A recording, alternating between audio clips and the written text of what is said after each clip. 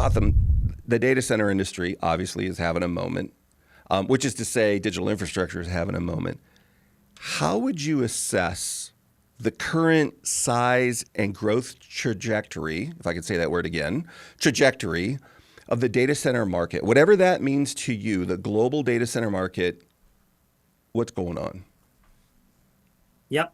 Thanks, Dave. First of all, thanks for having me. It's great to be here talking to you about what I would say is, one of the most interesting times, in the data center industry as a whole, with everything that's going on. Now, coming to your question about there's quite a few ways to look at it, Dave. Really, in terms of the overall size of it, you look at either the installed capacity, how much of IT load is installed, and what's the sort of development capacity. But from a Frost and Sullivan perspective, the one sort of aspect we sort of focus really on, and I think which is also a good way to sort of assess the size of it in terms of when you want to look at how it's growing, the potential growth rate. So we look at the investment that actually goes into the data center infrastructure. So basically, we're talking about three layers of infrastructure. We've got the IT infrastructure, and the physical infrastructure, which is essentially your electrical, mechanical infrastructure and such. And then let's call it the other infrastructure, which is your land and building and the shell and all that. Now, basically, again, when we talk about the data center industry, there's obviously three segments of data center operators, right? So we've got the co-location providers, got the hyperscale cloud providers, and then the enterprise segment.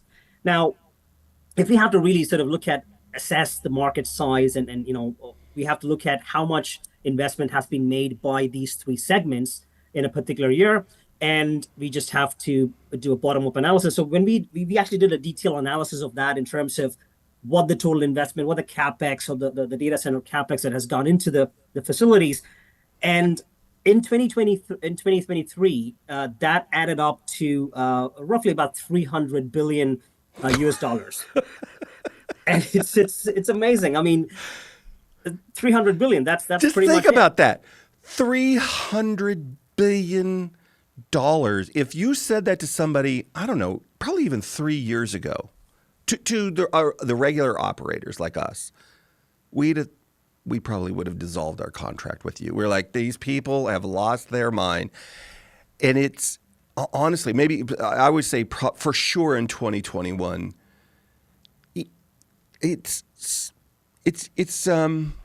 So what do you think are the key? We're going to talk about AI in detail in a little bit, but what are the key factors? And then I guess my second part of that question is that where is that happening primarily? Is that primarily North America? Is it balanced across the world?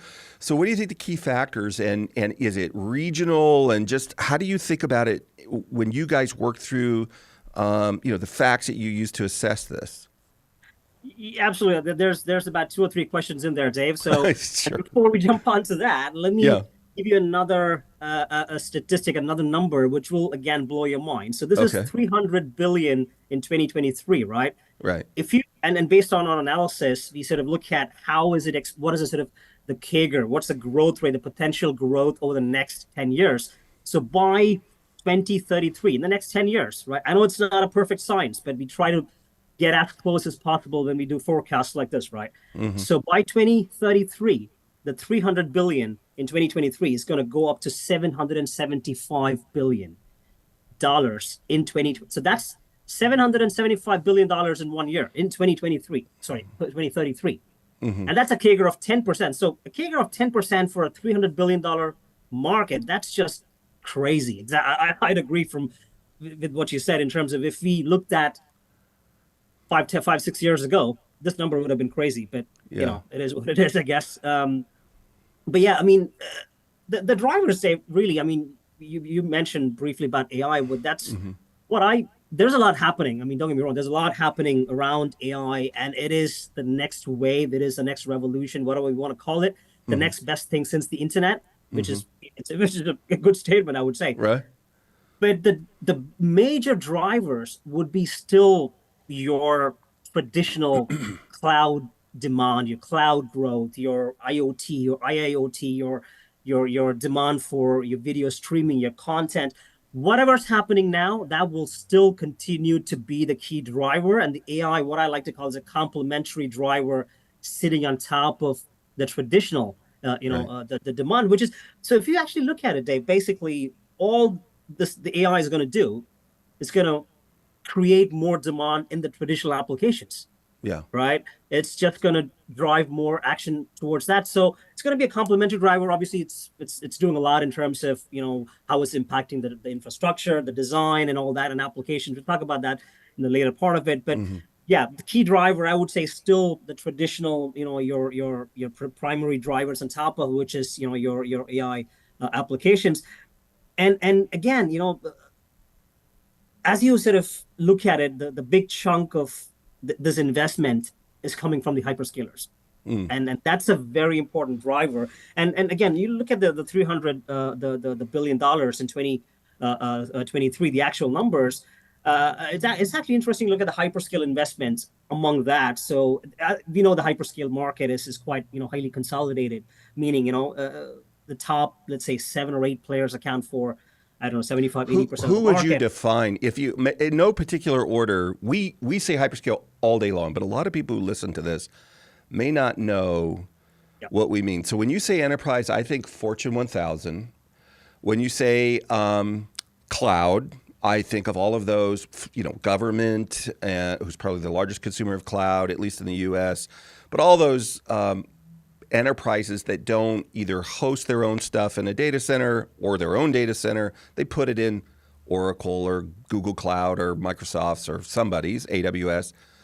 And then we have this term called hyperscale, which you just said is it's a distinct group. So can you explain what you mean by hyperscale and what would be some of the names maybe in that Yeah, group? absolutely. So I think, I mean, it's a really good point. I mean, if we need to break it down in simple terms, the three Yeah. segments, right? So the enterprise, like you said, Fortune 1000 companies that own and operate and run their own data centers. Okay. Let's call them enterprise class, segment. Right. And we have the co-location providers. Basically, they rent out power and space. If an enterprise class customer, if a company's running its own data center, they don't want to do it anymore. They have two options. They go to a co-location provider or they go to a cloud, right? Right. So co-location is where you have a data center operator renting out space and power to multiple of these enterprises. That's co-location. And again, cloud is again a similar setup where it offers data center services to enterprise segment as a competition. You can look at it that way as Right. well to location providers. Pretty much some of these large cloud providers, like you've got your AWS and you've got your Microsoft and Google Cloud. So these guys operate and more often than not huge mega data centers, which can be termed as hyperscalers. But when I say hyperscalers, it also includes your, let's say, Meta.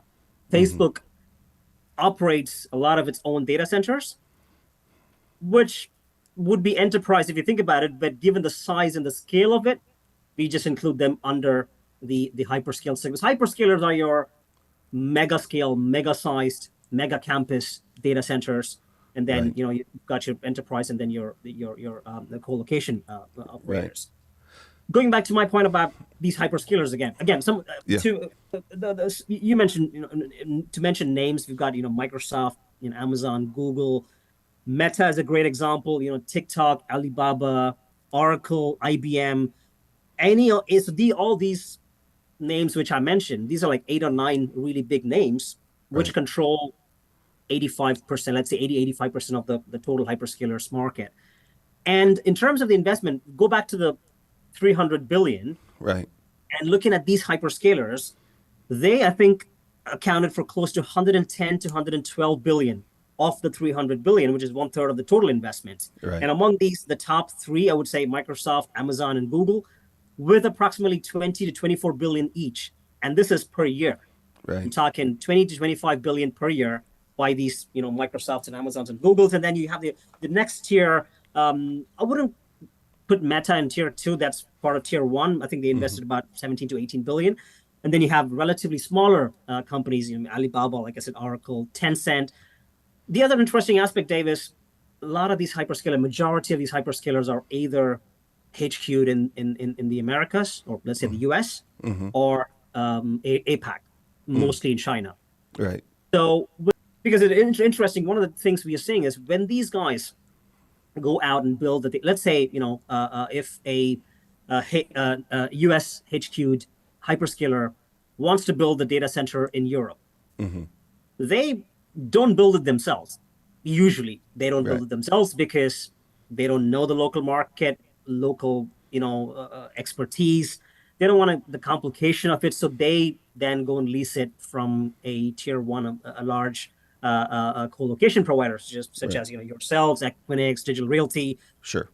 Again, same thing. If Alibaba or any of them, the Asia Pacific HQ'd hyperscaler wants to build, let's say, a data center in forget about Europe. Take in Right. India, for example. They don't Right. want to do it themselves.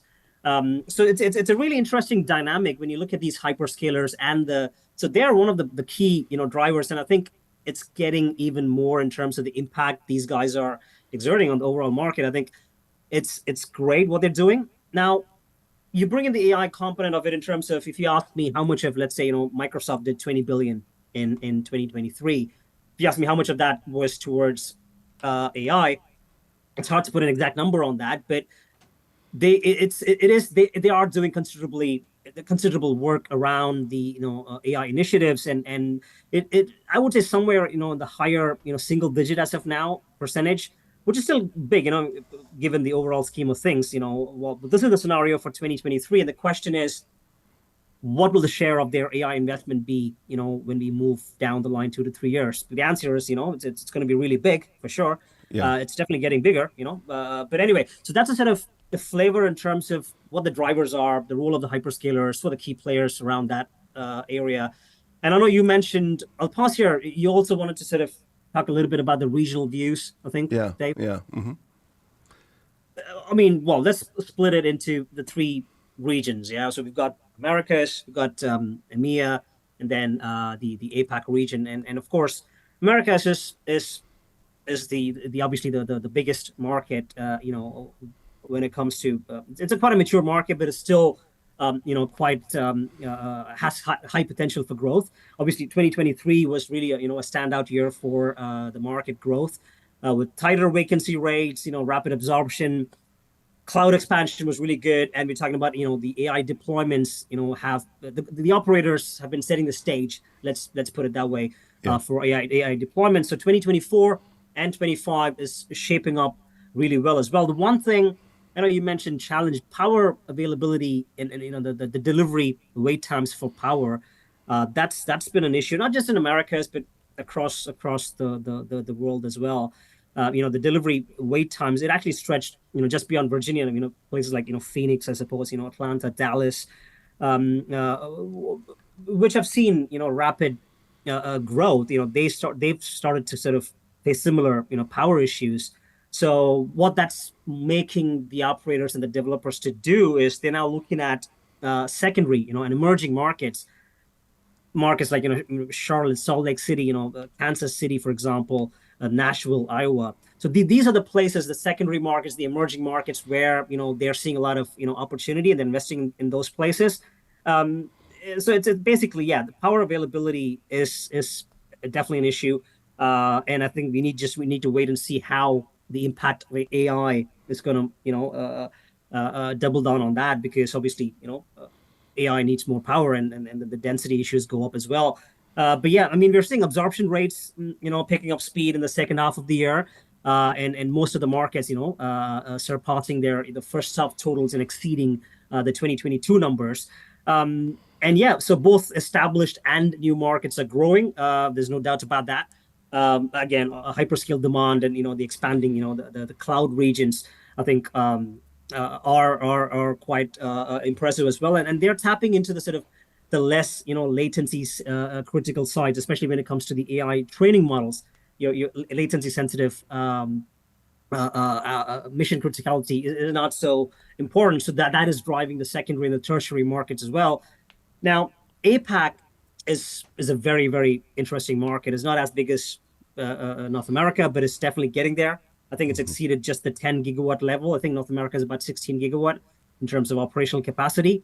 So yeah, and I think some of the key markets, key activity areas we're seeing is markets like Mumbai, Jakarta, established. So again, we have to every market we have to look at established markets and then emerging secondary markets. So established markets in APAC would be your Singapore, Beijing, Shanghai, Sydney, Tokyo for sure, Hong Kong, and well again Tokyo also sort of kept growing in despite of the power challenges, and hyperscalers play an important role here as well. We're seeing a lot of activity in like they talk about the emerging markets, which is you got your Johor, Hyderabad in India, Ho Chi Minh, Manila.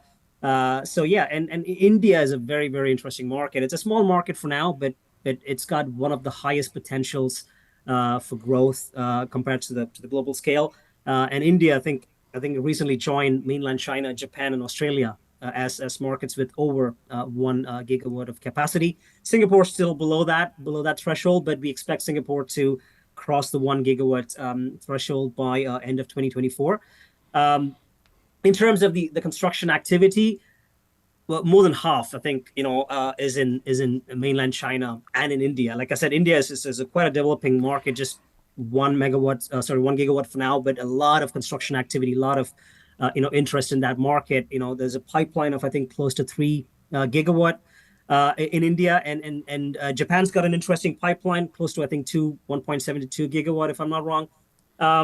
So yeah, and not to forget Malaysia, which is it's an interesting market. It's quite fast growing market, and like I said, Johor, KL, Kuala Lumpur is an interesting region. But overall, I think within India is supposed to be will overtake Singapore, Malaysia as a hub, next hub in APAC.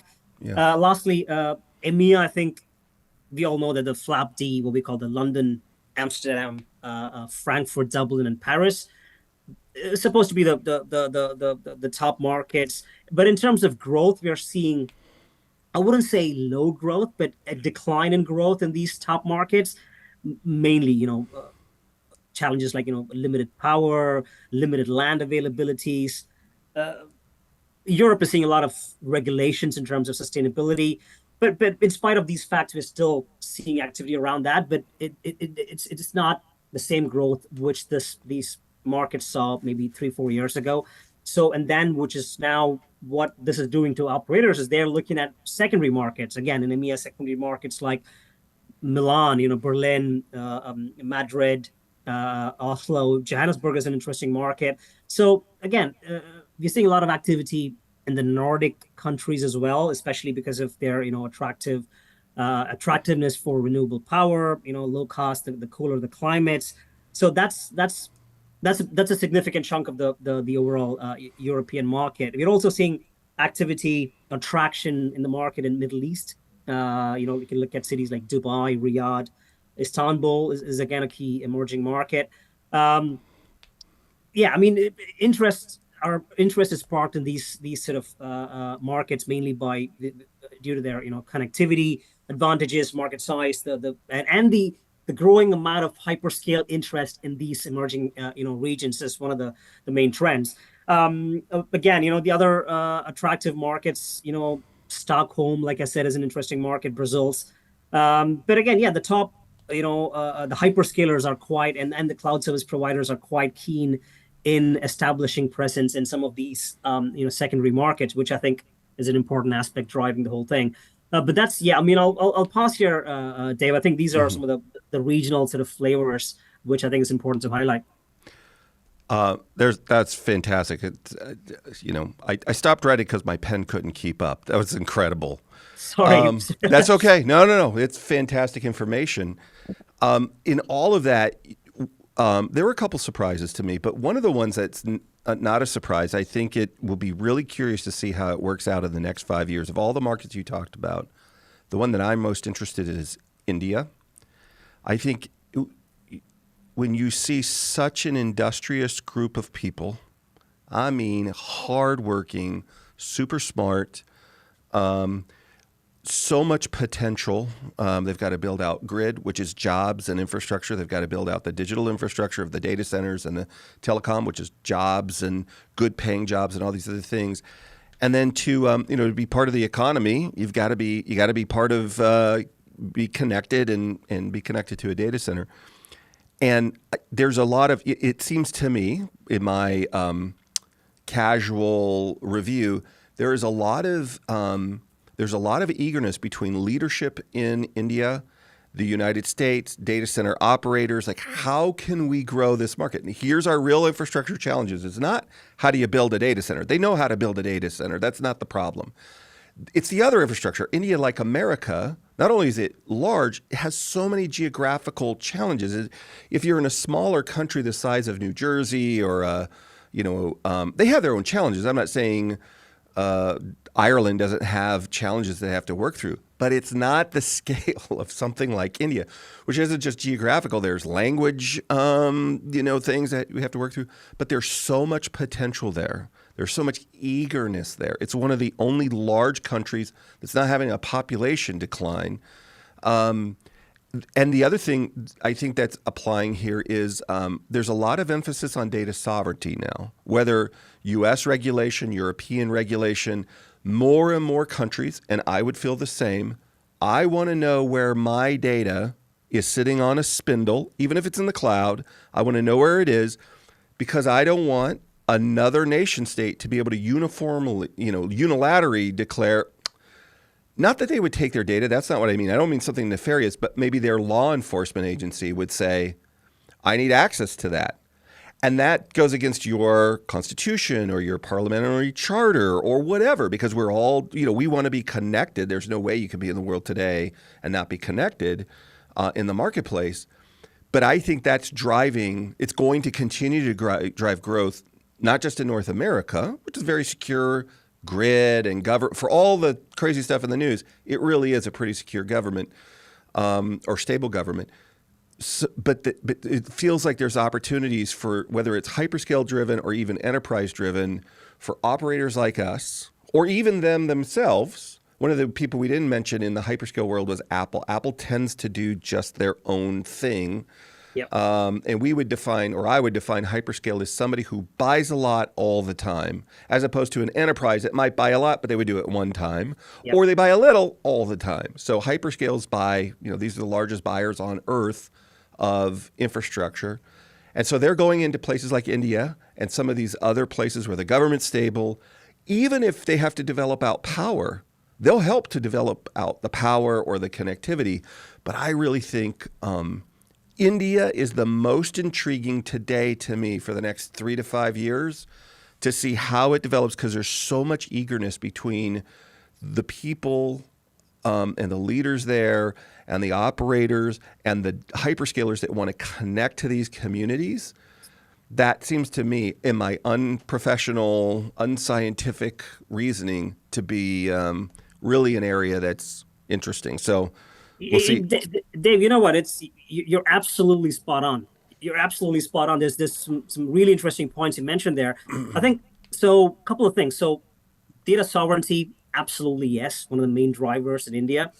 And I think there's a few other really interesting drivers to that as well. I mean, one is the level of digital transformation that's going on across the country, and which is driven, like you said, by a lot of the government initiatives. So the government, the leaders, they are big proponents of, let's get it done. So there's a lot of initiatives around that, which means we need more data centers, right? Right. And then if you look at the technology adoption, if you look at the number of mobile phone subscribers, that's increasing tremendously. It's actually leapfrogging.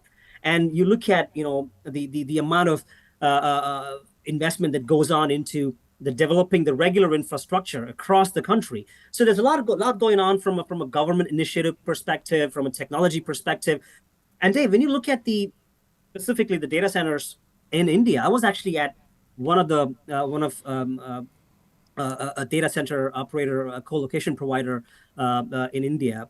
They're hosting a hyperscaler. I can't say who, but one of the big ones. They're hosting them in their data center in Hyderabad. Actually, I was there last month, and they're actually going live this month Mm, with a 25. It's a 75 megawatt campus with 25 megawatts phase one, which is going live now.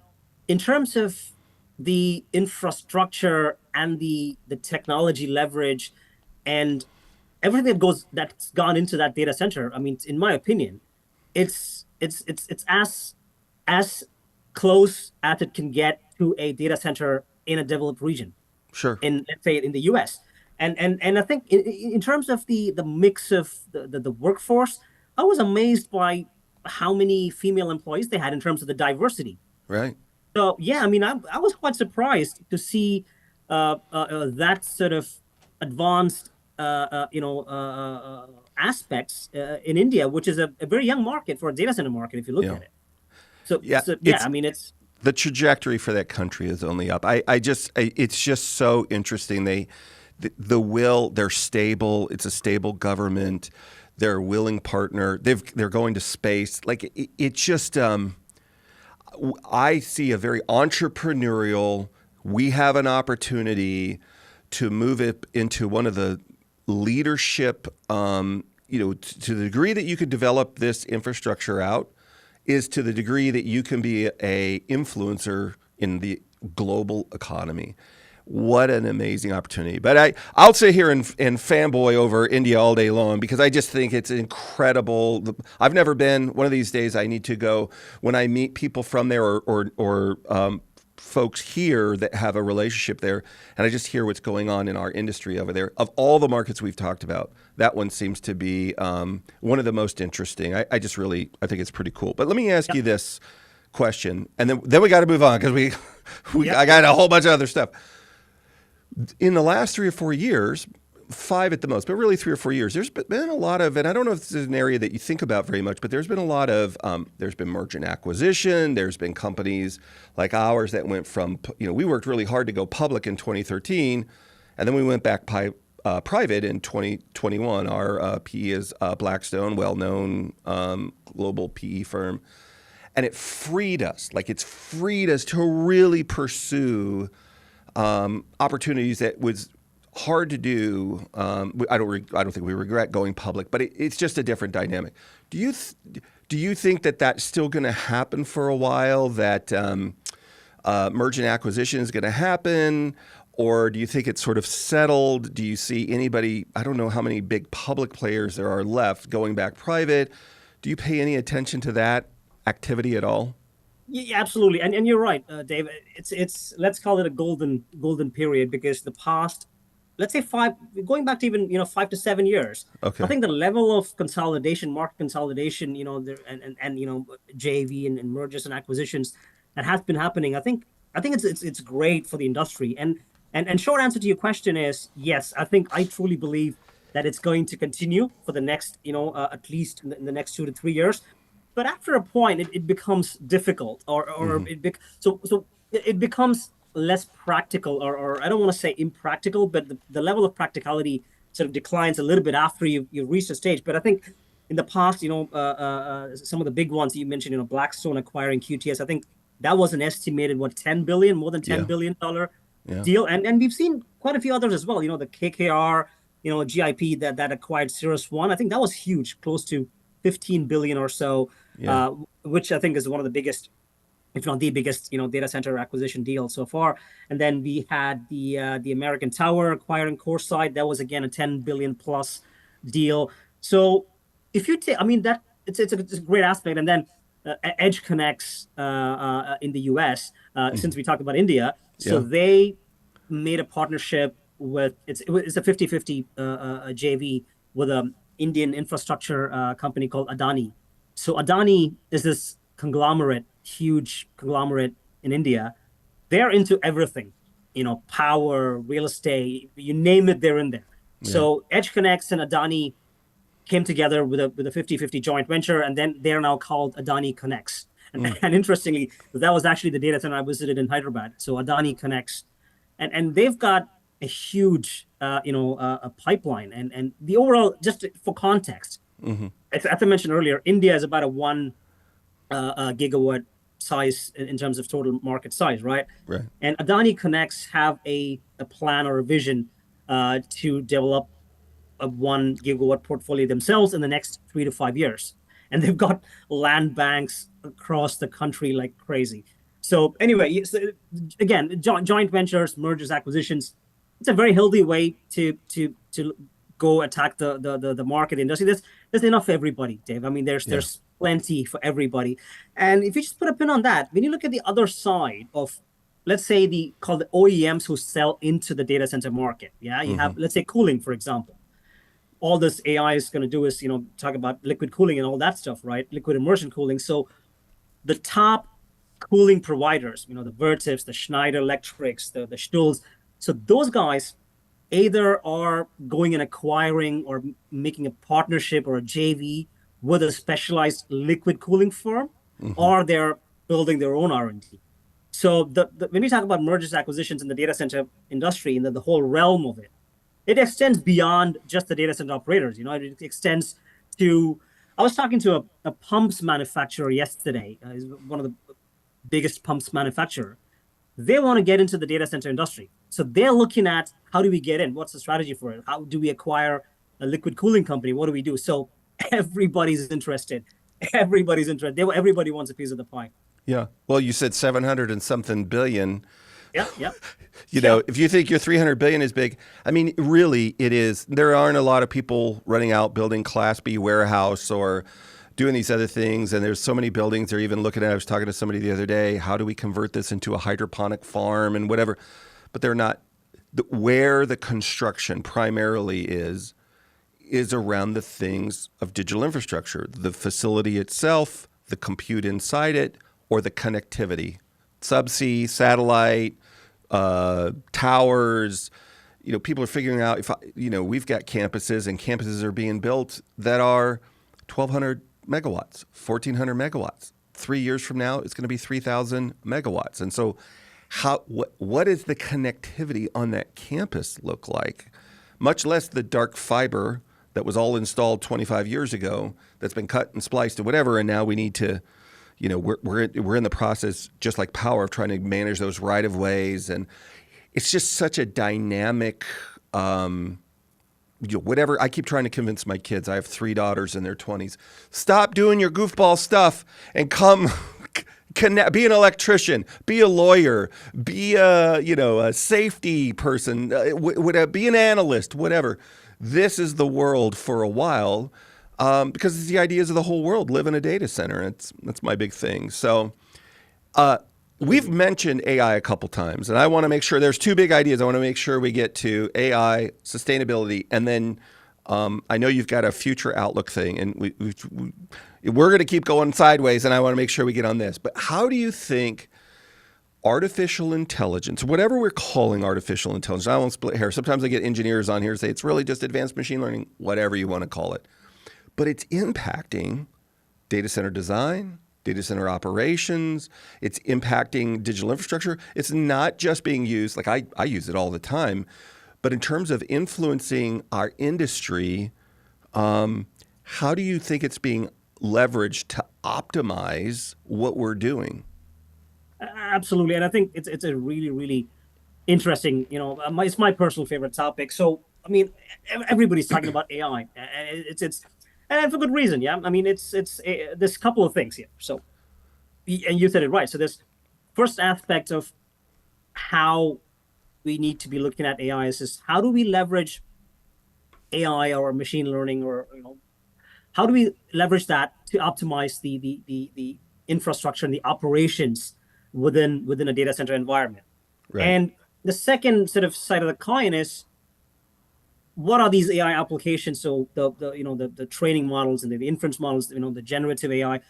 What are these applications? What's going to be the impact of these up and coming AI applications? What's going to be the impact on data center infrastructure and design? So these are 2 separate things. I mean, at least that's the way I like to look at it. Keep Sure. these separate. First, I think first one is, let's say, let's talk about how does AI help optimize the operations within a data center? What are the aspects? I mean, Dave, to be honest, I think AI, is going to change the way we look at data center operations, and it's already happening. It's not a far-fetched idea. We're not too far away. I know it's a bold statement, but if you're not too far away from seeing a mainstream data center that can actually think and act for itself. Yeah. And more interestingly, it gets smarter every day based on what it has learned by implementing machine learning, deep learning algorithms. Now we need to ask ourselves how exactly, how exactly, would it improve, or does it improve the data center operations?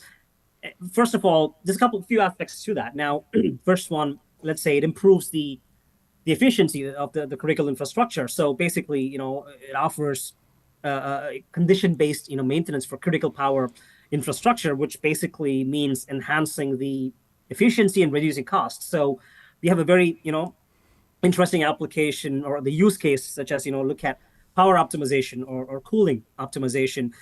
If you look at cooling, for instance, by leveraging AI, we can, optimize the cooling efficiency, meaning it helps to monitor, analyze and further optimize the energy supply that's needed for the cooling system, meaning applying the right amount of cooling, when and where it's needed, rather than, just blanket cooling, apply it when and where it's needed, within the racks. And it also essentially allows the data center operator to predict, let's say heat loads, quickly respond to demand, and essentially, eliminating the need for an on-site staff to manage cooling, which again leads to reduced operational risk and significant cost savings. So basically, data centers that leverage AI for more efficient, cooling will obviously see a reduction in the amount of energy that's spent on cooling, cutting down on energy bills and costs and things like that. The other aspect I would say, I think, is around detecting and eliminating outages. Human error is a big part of the unplanned downtime. So AI basically would help a data center provider with improved outage monitoring, anything to an extent of advanced predictive analytics, making it more easier and more reliable to sort of monitor power levels, cooling levels, any other potential threat areas, trouble areas. And then aspects such as, let's say, improved security is another example. Basically, it makes dealing with cyber threats pretty seamless and quite highly effective.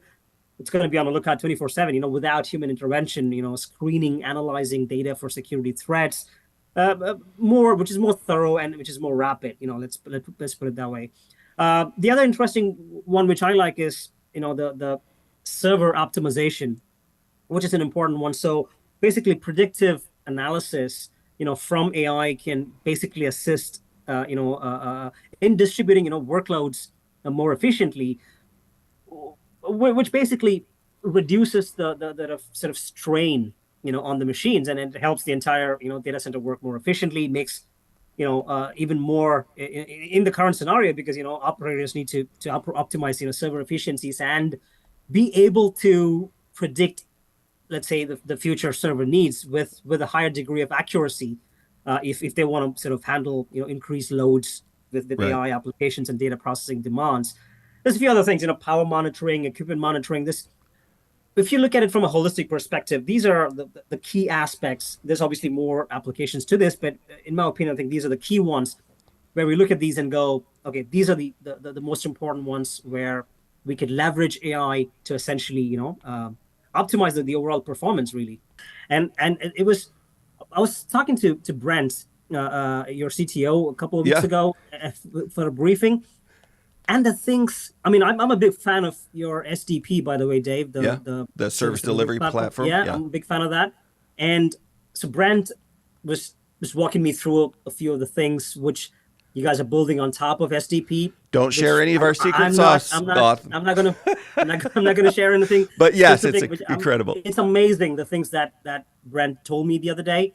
It's just fantastic. It's so amazing. What I love, one of the things that this is no secret, we're a very entrepreneurial organization, and we have great competitors. No disrespect intended. One of the things that we do, because we came out of the co-location space, and that's an IT space, so the emphasis then, we have a data center team that built the data center and operated the data center, but the majority of us came out of the IT infrastructure space. And why that's important, in IT, you have to learn how to balance the compute, the storage, and the network. So the communication skills that are necessary, it's a service industry. It's very, very, very much based on how, Ritz-Carlton service is how we used to think about it. Like, how do I do this service? And then the last thing, Brent, before him, John Greaves, before him, Brian Johnston, they create a culture and a community of curiosity and what if.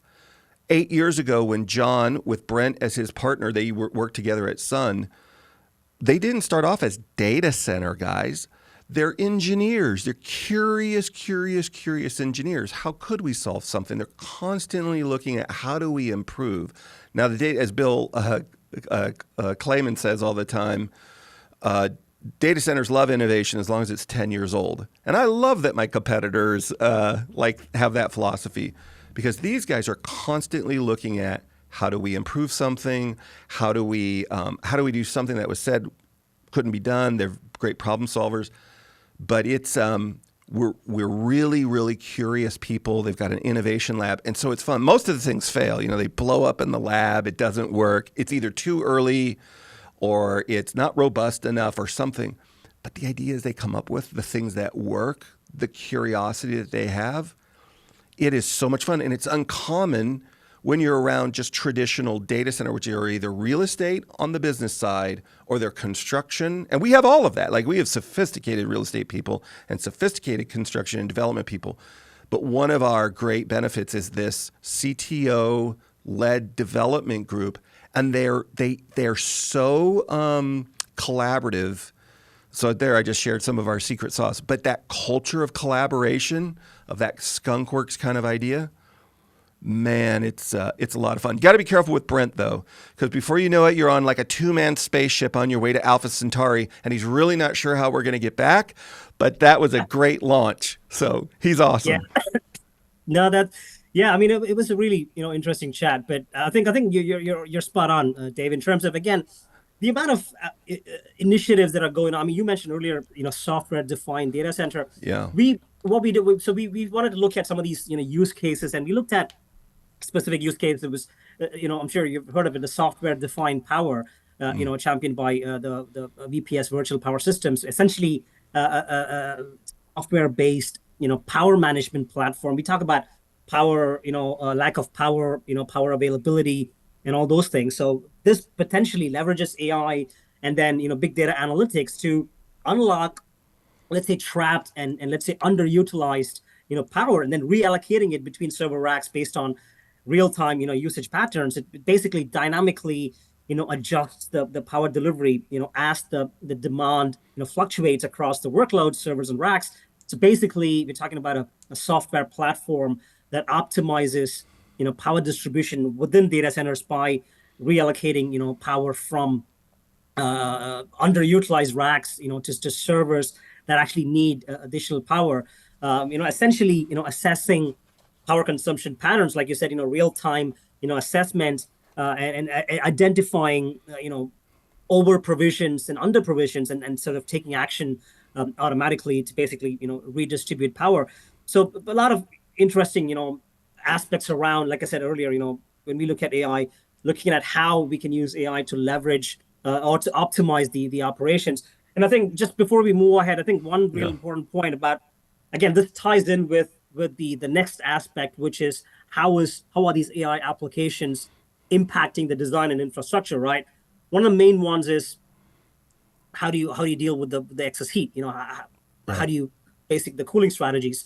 And I think one of the main aspect is, again, goes back to leveraging AI to deploy advanced, how do you use AI to cool exactly what you want to cool, in terms of overcooling. Overcooling is a big issue, not just in the US, I think across, and cooling accounts for, I think, 35 to 40% of the overall power consumption. And what we're also seeing is the PUE levels have plateaued and they've stalled. It's plateaued over the past 7 to 8 years. And then on the other hand, so basically we're seeing a lot of demand for advanced cooling, which would leverage AI. Basically, like I said earlier, enabling data center operators to predict the heat loads and quickly respond to sort of the demand, eliminating the sort of on-site staff to manage the cooling, basically, leading to reduced operational risk and cost savings. Taking into account, basically, you monitor a wide range of parameters, weather influences, internal loads, enabling targeted, countermeasures with optimized, operating strategies. So the system basically calculates the required adjustments in the airflow to sort of maintain the correct, temperature for each, aisles of the rack, and making adjustments autonomously without human intervention, but of course under, human supervision, Sure. driving things like, it reduces the cooling costs and optimizes the overall, performance. It maintains optimal temperature, at equipment level in real time. So there's a lot of aspects around that which I think is important, and which we will start seeing. And there's two aspects of how we are seeing these being deployed. One is operators such as yourself, building technologies around that, building capabilities around that. And then we are seeing, like I said earlier, the cooling solution providers looking at that specifically and trying to, capitalize on this trend.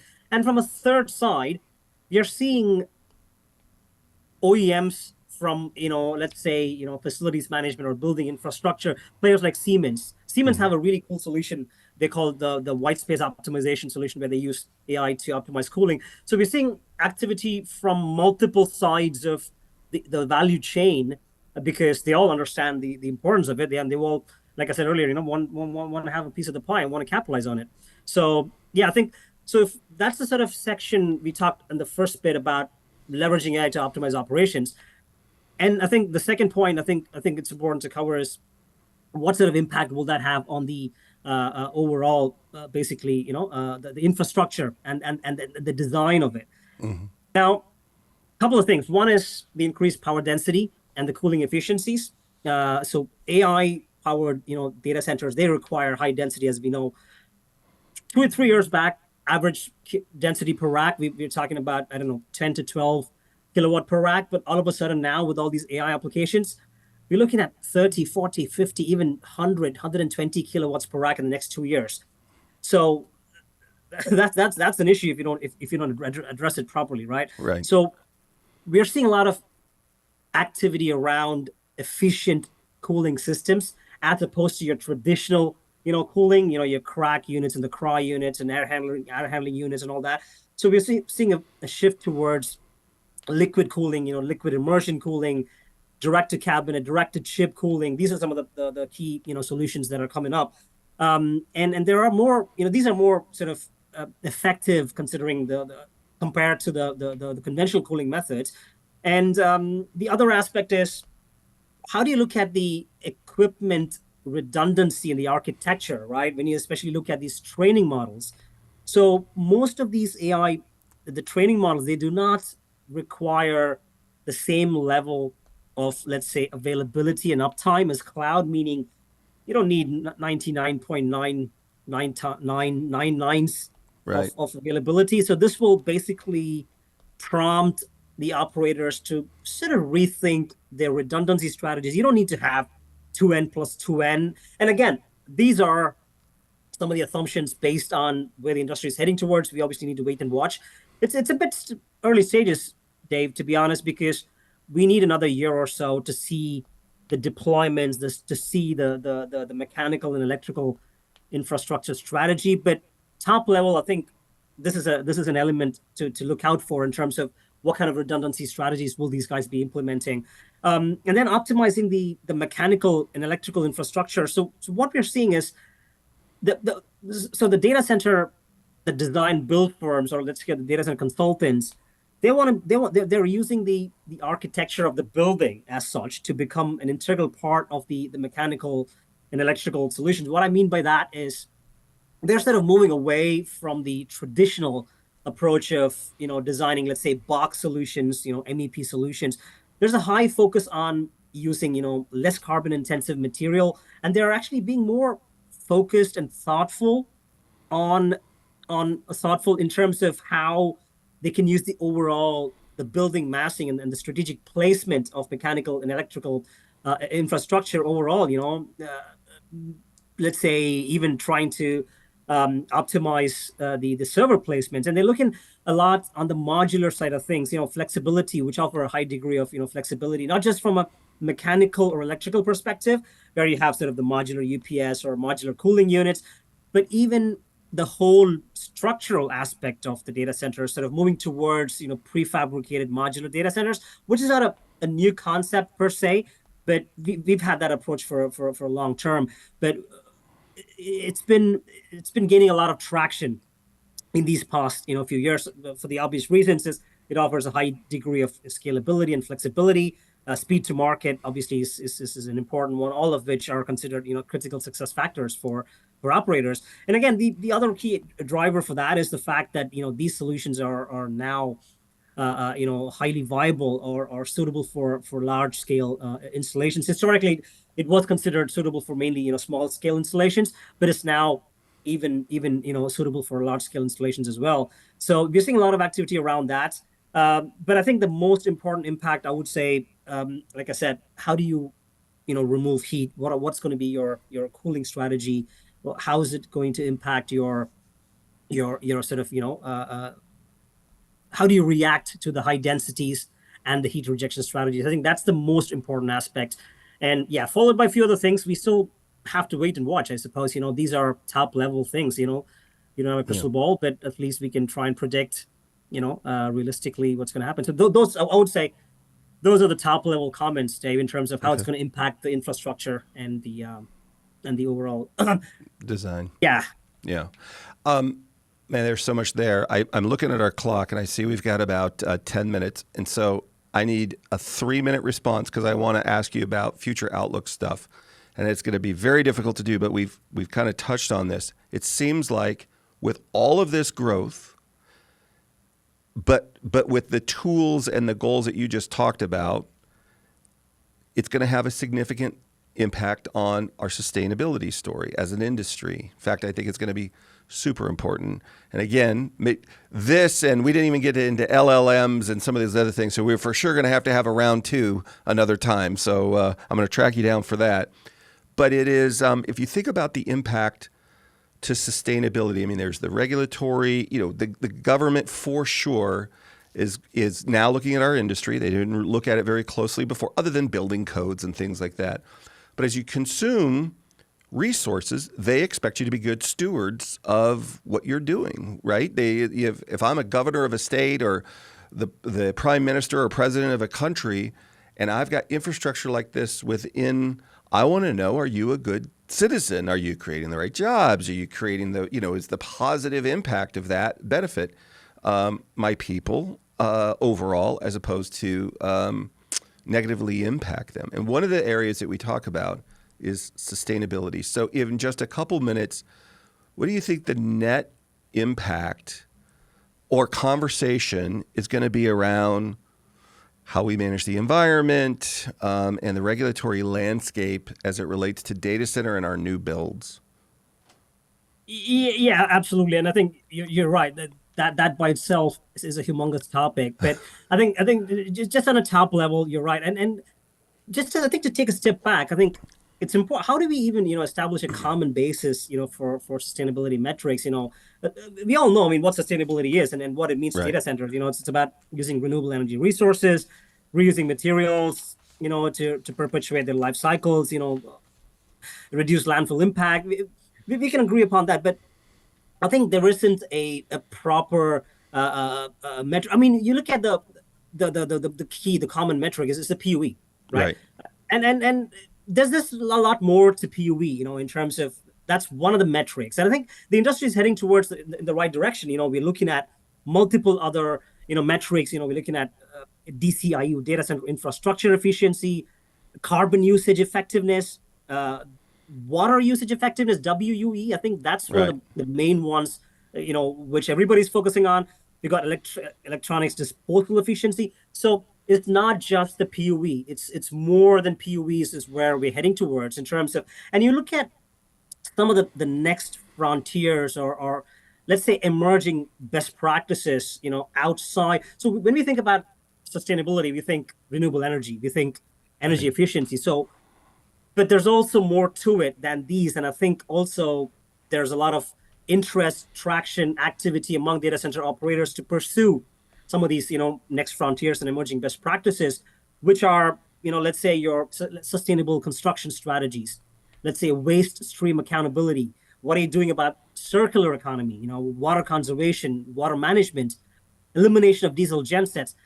Sounds a bit far-fetched, but that's in the pipeline. How do you look at, how do you sort of deploy fuel cells, energy storage, on-site power, e-waste management, waste heat reuse, things like district heating. So Right. there's a lot of outside of the, I wouldn't say outside of the box. These are not new initiatives or technologies. It's been there for a while, but I think from an end user perspective, they're looking at innovation, in energy and power to optimize efficiency, costs, power consumption. We talked about leveraging AI to monitor, analyze and manage key metrics like power consumption, humidity, temperature. There's a lot of aspects from that perspective. And from the other side, from a regulations and standards perspective that you mentioned, Dave, while there are many, let's say, environmental standards or codes pertaining to data center infrastructure and operations, most of these are, as we know, these are optional and voluntary, meaning these are not mandatory, and data center operators, so they incorporate these, standards as a measure of, let's say, best practices to promote energy efficiency, reduce environmental impact, ensure, the responsible operation of the data centers. Having said that, we're also seeing an increase in regulatory, pressure, and this is quite regional. I mean, this is actually driving IT teams to invest more in sort of, let's say, efficient servers, storage, improve their data center reporting capabilities. I mean, Europe is leading the way, in those sort of initiatives. For instance, we've got the new, energy efficiency directive that goes into effect. I think it already gone into effect in May.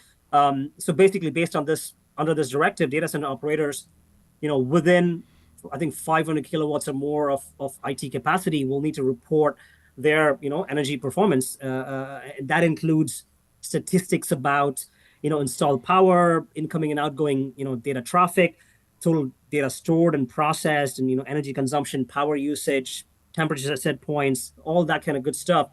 And now the interesting, or maybe interesting is not a right word. The key aspect here is Uptime Institute did a survey on how the percentage of data center operators that are actually ready for this. Right. And guess what? I think there's only about, if I'm not wrong, 20 to 25% of the data centers. Shh, don't tell my competitors. Shh, what are you doing, Gautham? We're getting there. We're getting there. Yeah. I'm not trying to Yeah. paint everybody in a bad light, but most of the data center operators are not ready, and they Yeah. are preparing themselves for sure. Right. But at the moment, so when you look at sustainability and the regulations, I would say it's not doing much for now, but it Right. will put a lot of pressure in the future. So Yeah. that would be the top level comments on that. Well, there are a couple areas we didn't get into today that for sure necessitate a conversation. For example, we talk about AI learning. Everybody, and we're not going to explain it now, but people may not know there's the difference between learning, which we talked about, and where those workloads could live, versus AI inference, where you started the conversation about. The way I would think about it is AI is additive. So all this growth, we're not adding gazillion more people. We're adding traffic and growth by machines talking to machines to serve human beings or to make other systems more efficient or whatever. So it's this exponential growth. And as we get more stuff in our homes and our businesses or whatever, we want the maximum value. If I'm wearing a health monitor, which is going to be tied to a cloud, which it lives in a data center, so that it can correlate these things. The voodoo dolls that look like me, I'm a certain ethnicity, I'm a certain age, I've got certain genetic preconditions, and it's going to be monitoring my system and making decisions with the AI, or certainly it's going to analyze and create an outcome. We want all of that. This crazy idea of future outlook. When you think about, and I don't know how far you want to go, because the crystal ball for a year or two seems pretty clear. It gets real foggy, in that certainly 5-year and on range. But as you think about it, if somebody said, what's the future outlook to you? What does that invoke in your mind, and what would be some of the things you comment on it, on our industry and the things we talked about today? Absolutely. I think this is a really great question. I'll try to answer that as short as possible. It's you're giving me difficult choices here. It's hard to answer that. We're In 2 minutes. passionate. It's okay. I'll try. Okay. Couple of trends that I'd like to put on the table when it comes to, key. Let's call it key trends that we believe will shape the future of data centers. Okay. I know there's a lot of trends to talk about, but if I have to nail down on maybe 5 or 6, Okay. modularity is one. Again, meaning how do you allow operators to scale more quickly, more flexibly, grow as you grow your business, and speed to market is a really critical aspect. How do you, because everybody wants to go live soon, so how do you get speed to market? So modular solutions, be it prefabricated modular data centers, electrical components, mechanical components, the whole modularity. I think that's a key trend to look out for. Will be a crucial thing to look out for. If you talked about sustainability, it's not a new trend. It's been there for a while, but I think the intensity and the severity of this trend is now becoming really high. It's being placed as one of the top priorities for all operators, including hyperscalers, co-location providers. So that's a key trend to look out for. Even though it might sound a bit obvious, it's a key trend. Right. The other aspect, energy storage, I would say, in terms of lithium-ion batteries, especially when it comes to, let's say, UPS and the backup power. There's a lot of traction around deploying, lithium-ion batteries and energy storage solutions, especially when it comes to, the power availability challenges around, lack of power availability. Storage is becoming a key trend. Growth of hyperscale, it's absolutely impossible to ignore, and I think I'm including that as a trend because I think it's something which will shape the future of data centers. The rate at which the hyperscalers are growing, the amount of investment you're seeing from the hyperscalers is just tremendous. It will continue to drive the market. Advanced cooling, it's a pretty obvious one with all that's happening with AI, the power densities, the increase in the rack densities. I think liquid immersion cooling, directed chip cooling, that's a way to go forward. And it's a very small market at the moment. The overall market, the data center cooling market, I think is about $9.5 to $10 billion. And liquid cooling, surprisingly, is only 5 to 6% of that because it wasn't big until now. It's Right. still small, but it's expected to grow the fastest. And from 5%, I think it'll go to maybe 15-20% in the next 5 years. Market consolidation, you talked about it, Dave. I think it's a really important trend, which we expect to continue in the short term and the midterm. Not so sure about the long term. We have to wait and watch, but it's definitely an important trend. Mergers, acquisitions, consolidations still happening, continuing.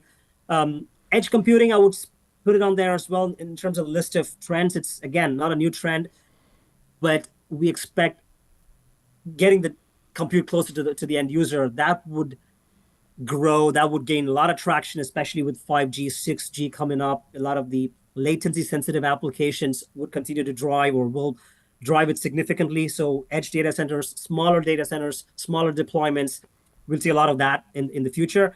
And the last one, obviously, we talked about AI, 2 aspects of it.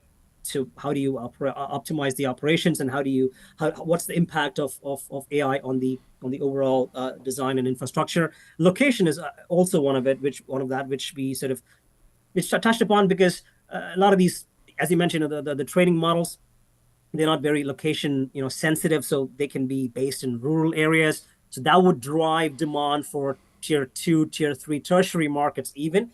So yeah, I think those are maybe, I don't know how many are listed. I think maybe 6 or 7 or 8 key trends, which I think the future of data centers in the next 5 to 6 years. One of the things of this list, one of the ones that's the most interesting to me is energy storage.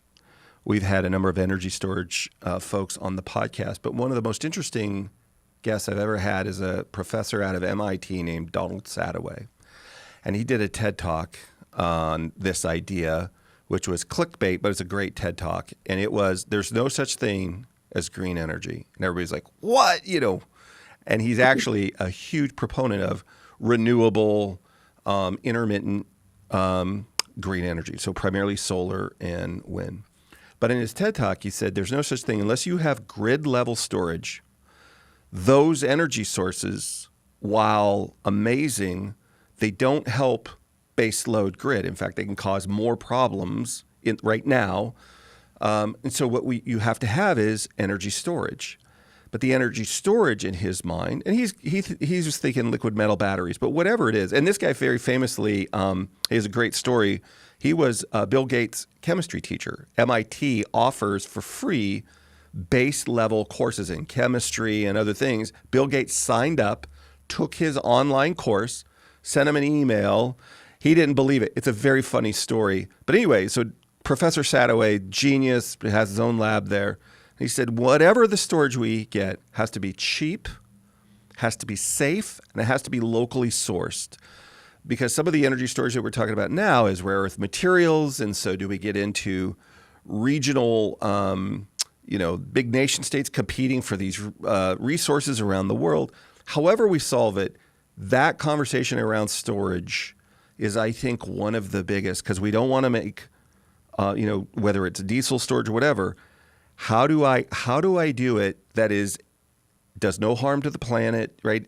It has enough capacity to store for a long enough ride through in an event, and it's affordable, it's inexpensive, and so these are the things ahead of us. Once we get that, like the second thing that he talked about that he was really interested is almost zero loss transmission. Like that's one of the things they're working on. So if I can generate hydropower, a massive amount of it in a very clean way in the Northwest, and I can get that all the way down to Texas or all the way over to Michigan with almost no loss. And a lot of people say, well, that's not possible.